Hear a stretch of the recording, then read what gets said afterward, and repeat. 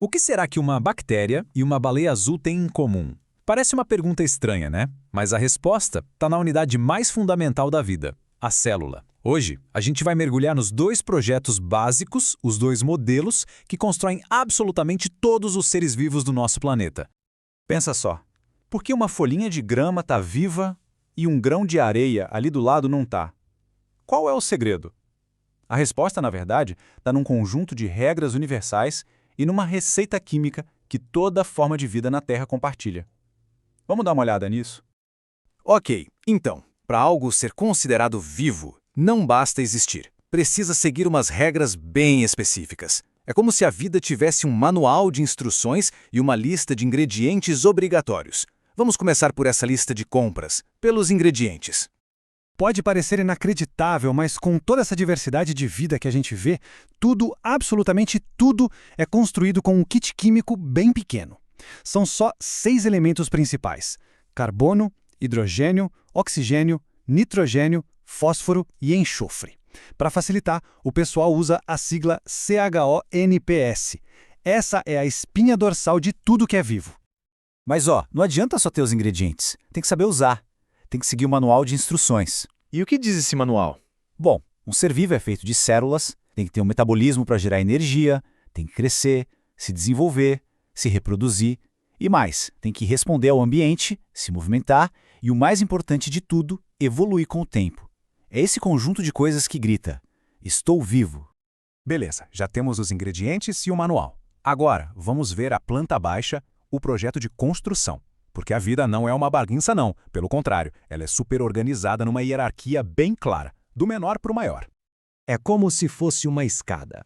Tudo começa lá embaixo com os átomos. Eles se juntam e formam as moléculas. Essas moléculas, por sua vez, montam as organelas, que são tipo as ferramentas da célula. E aí, chegamos na célula. Esse é o primeiro degrau onde a mágica da vida realmente acontece. Daí para frente, as células se juntam, formam tecidos, órgãos, até montar um organismo inteiro. E aqui a gente chega no ponto central da nossa conversa: a célula. Pensa nela como o tijolo fundamental da vida. É a menor coisinha que a gente pode apontar e dizer: isso aqui está vivo. Por quê? Porque dentro dela tem tudo. Todo o maquinário para se nutrir, gerar energia, se reproduzir, tudo. Ok, a gente já entendeu que a célula é a base de tudo. Agora se prepara porque veio uma informação que parece simples, mas é gigantesca. Com toda essa variedade de bichos e plantas, de fungos e bactérias, tudo mesmo é construído a partir de só 2 projetos de célula. Apenas 2. É exatamente isso. Procariótica ou eucariótica. Toda a complexidade da vida, de uma ameba minúscula a uma sequoia gigante, se resume a um desses 2 modelos. Essa é, sem dúvida, a divisão mais importante, mais fundamental de toda a biologia. Tá, mas quem está em cada time? No time dos procariontes, a gente tem as bactérias, as cianobactérias, as arqueias. Essa galera. Já no time dos eucariontes, bom, aí estamos nós, os animais, as plantas, os fungos, basicamente quase tudo que a gente consegue ver por aí. Mas atenção, hein? Embora o nosso time pareça maior em tamanho, o time dos procariontes ganha de lavada em número de indivíduos. Certo. Mas qual é a grande diferença na prática entre esses 2 projetos? Para ficar bem fácil de entender, vamos usar uma analogia. Pensa no procarionte como um kitnet, um estúdio, simples e eficiente, e no eucarionte como uma mansão cheia de cômodos. Olha só o resumo dessa grande divisão. De um lado, os procariontes, que são os minimalistas do mundo vivo. Menores, bem mais simples, sem um núcleo de verdade e sem divisões internas. Do outro, os eucariontes, maiores, supercomplexos, cheios de compartimentos e a grande estrela da diferença, com um núcleo bem definido. Então vamos entrar no nosso estúdio, a célula procariótica. Aqui não tem sala da diretoria, não tem escritório central. O material genético, o DNA, fica ali, flutuando numa região do citoplasma chamada nucleóide. É tudo aberto. Um design minimalista que funciona super bem.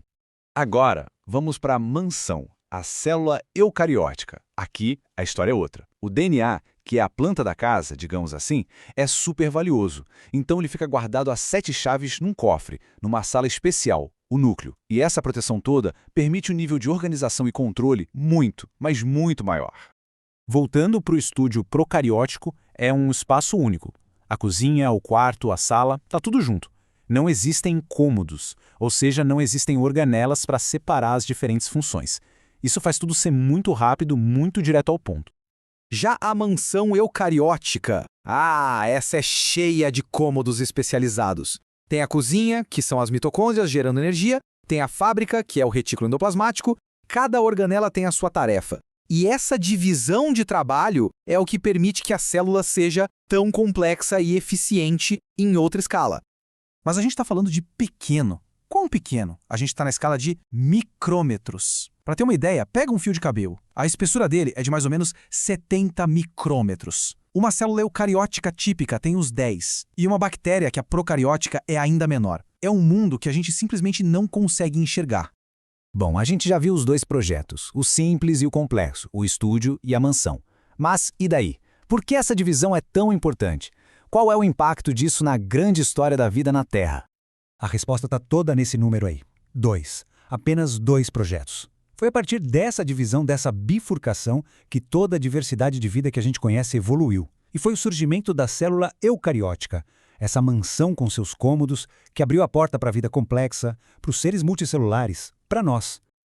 Então, vamos amarrar tudo. O que a gente precisa guardar dessa conversa? Primeiro, toda a vida joga com o mesmo baralho químico e segue as mesmas regras. Segundo, a vida é super organizada, numa escadinha que vai do átomo ao organismo. E terceiro, e mais importante, a grande divisão do mundo vivo é entre procariontes e eucariontes. A diferença? A complexidade, marcada principalmente pela presença ou não do núcleo. Mas antes de terminar, um último pensamento. A gente se impressiona com a complexidade dos eucariontes, certo? Mas foram os procariontes, com seu design simples, seu estúdio eficiente, que dominaram o planeta sozinhos por bilhões de anos. E, na verdade, eles continuam dominando em número até hoje. Isso tudo nos deixa com uma pergunta no ar. Num planeta onde as formas de vida mais simples e antigas continuam sendo as mais numerosas, será que ser mais complexo é sempre sinônimo de ser melhor, de ser mais bem-sucedido? Ou será que a simplicidade tem uma força, uma resiliência, que a gente às vezes esquece? Fica aí a provocação para a gente pensar.